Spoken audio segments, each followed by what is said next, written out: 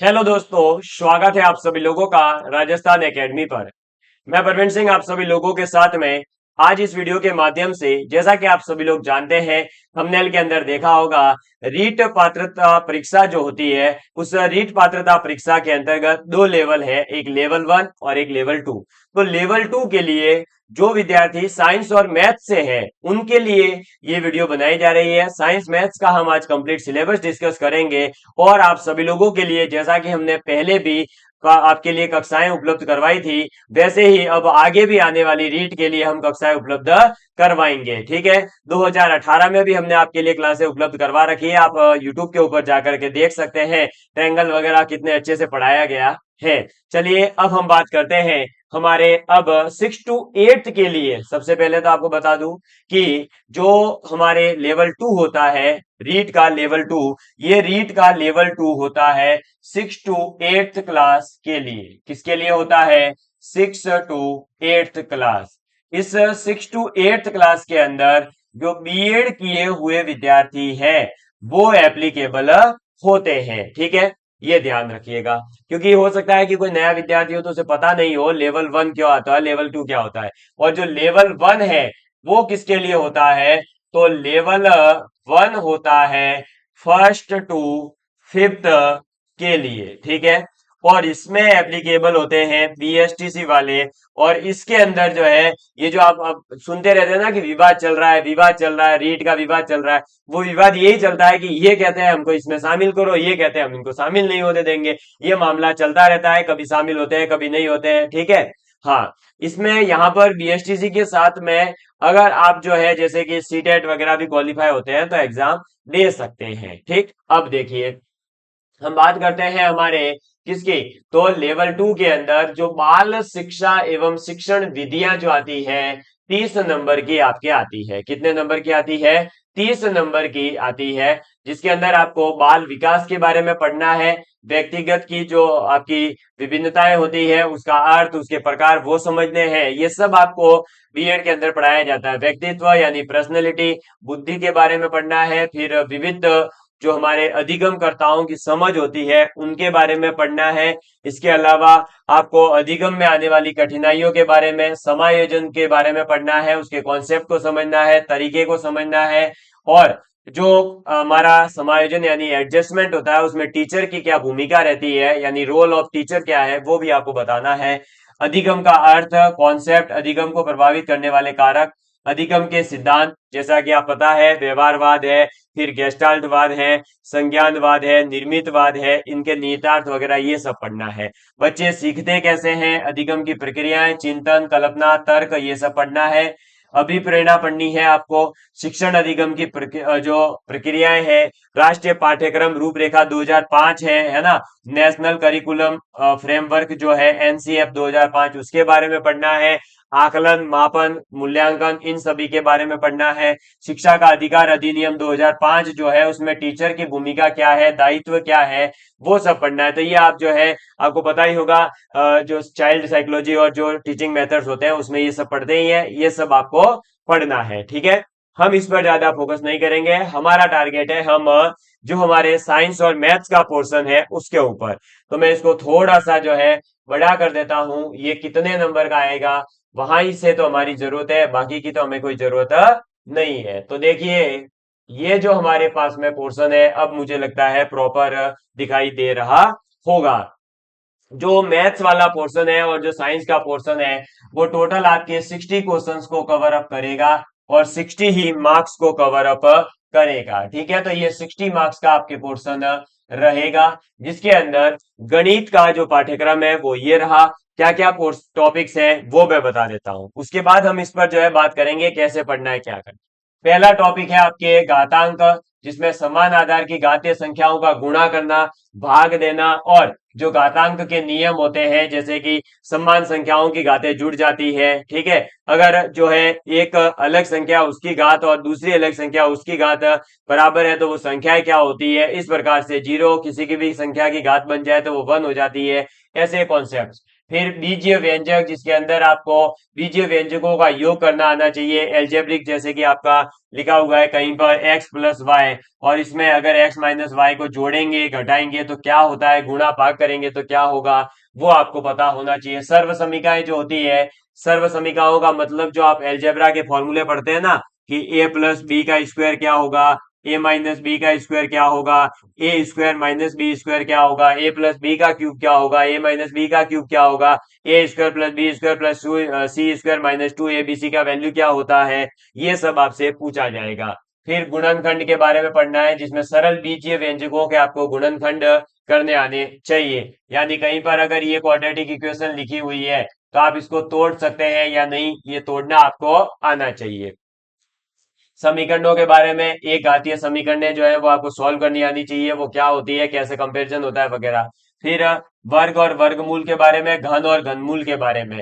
तो आपको अभी ही यहीं पर मैं एक सजेशन दे देता हूं, 1 से लेकर के 25 तक के जो वर्ग और वर्गमूल है, वो मैंने एक बढ़िया सी टेबल 2018 रीट के लिए तैयार करी थी, वो आज भी हमारे टेलीग्राम पर अवेलेबल है। आप उस टेबल को ले लीजिएगा और उसको तो रट्टा मार ही लीजिए, आपके कई क्वेश्चन सीधे सीधे इससे सॉल्व हो जाते हैं इसलिए। ठीक है, फिर आपका ब्याज, सरल ब्याज, चक्रवर्ती ब्याज, लाभ हानि, अनुपात, समानुपात। ठीक है, फिर आपके प्रतिशत, जन्म मृत्यु दर और जनसंख्या वृद्धि ह्रास, ये सब प्रतिशत के भाग हैं।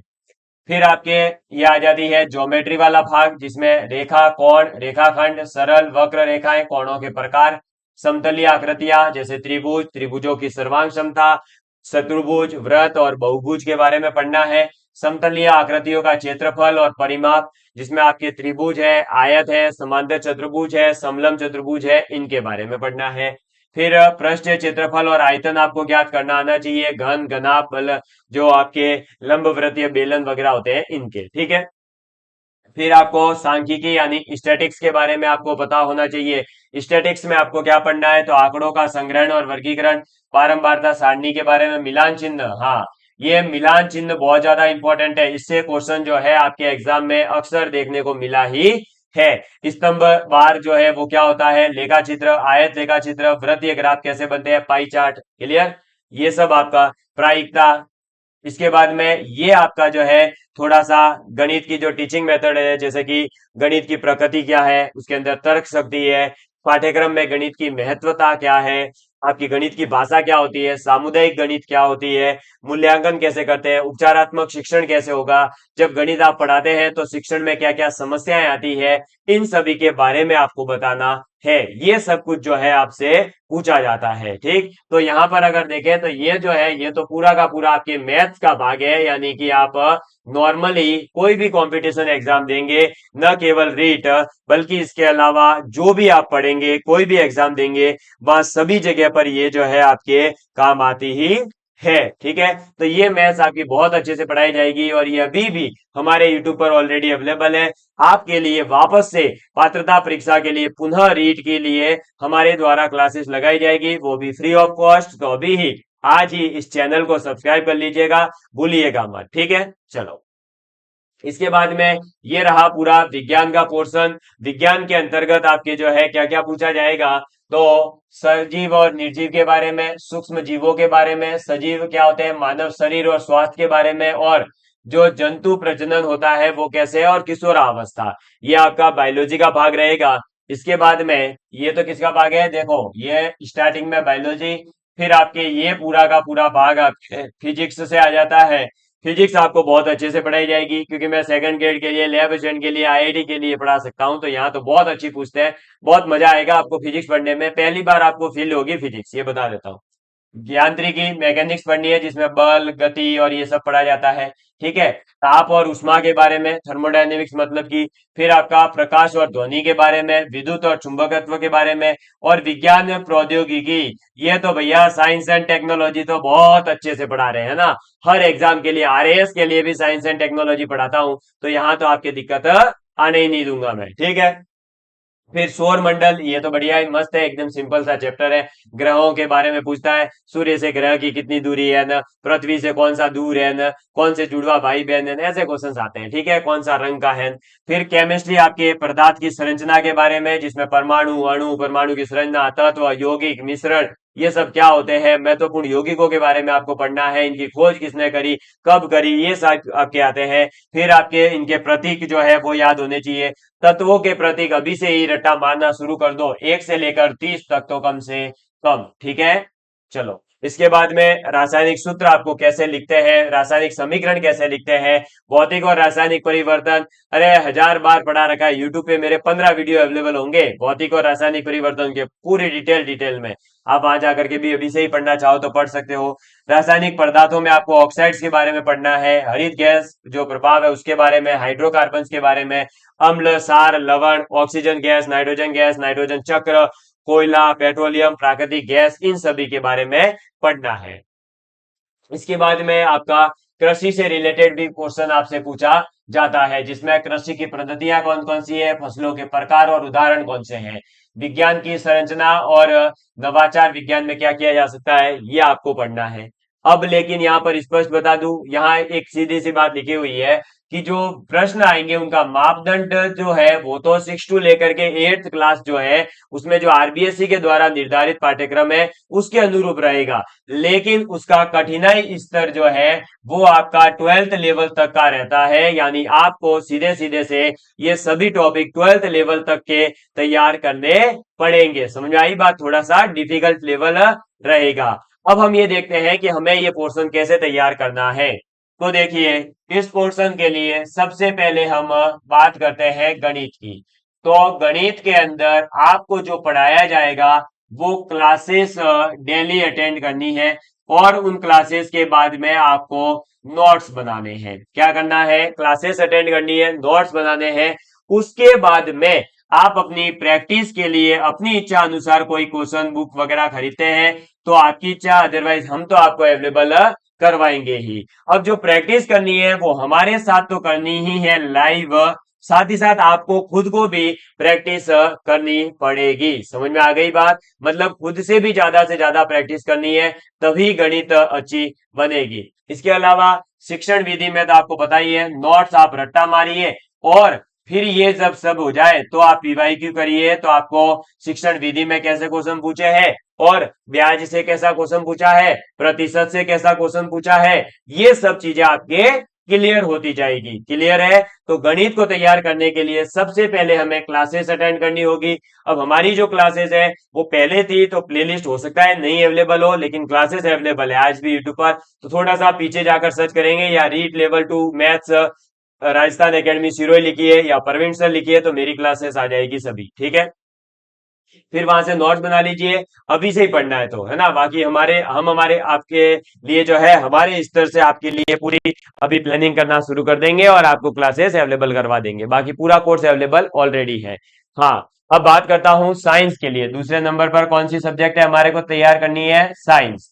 अब साइंस के लिए आप अभी से ही जो है 6th टू 8th क्लास तक की जो आरबीएससी की बुक्स है वो पढ़ना शुरू कर दीजिए, ठीक है। साइंस के लिए तो समझ में आ गई बात। बाकी मैं ये पूरी बुकें ही आपको यूट्यूब के ऊपर पढ़ाने वाला हूं, 6 टू 8th की आरबीएससी की साइंस। उसके बाद जब आप ये पढ़ेंगे, इनको पढ़ने के बाद में जो हमारे द्वारा नोट्स बनवाए जाएंगे वो नोट्स आपको प्रिपेयर करने हैं। नोट्स जब आपके प्रिपेयर हो जाएंगे, फिर आपको जो है फिजिक्स के अंदर न्यूमेरिकल्स करने हैं, केमिस्ट्री के अंदर क्वेश्चन प्रैक्टिस करनी है, और बायो के अंदर रट्टाफिकेशन करना है। यानी एक तरह से वापस आपको कुछ क्वेश्चंस की प्रैक्टिस करनी है। जब ये सब हो जाएगा तो इसमें भी आपको क्या करना है, पीवाईक्यूज लगाने हैं। पीवाईक्यूज लगाने का फायदा ये होगा कि आपको पता चलेगा कि आखिर जो है क्वेश्चंस कैसे आते हैं। समझ में आई बात। हमें जब तक टॉपिक पढ़ने के बाद में ये नहीं पता चलेगा कि इस टॉपिक में कौन से भाग से कैसा क्वेश्चन पूछा है, तो हम क्या करेंगे, बस पढ़ते रहेंगे। हमें यही नहीं पता चलेगा कौन सा टफ पोर्शन है, कौन सा इजी पोर्शन है, कहां से कैसा क्वेश्चन आया है, ताकि मैं भी उसी सोच के साथ में अगर पढ़ूं तो मेरा अगर इस बार वापस उस टॉपिक से कोई क्वेश्चन आए तो वो सही हो जाए, कहीं भी गलत नहीं हो।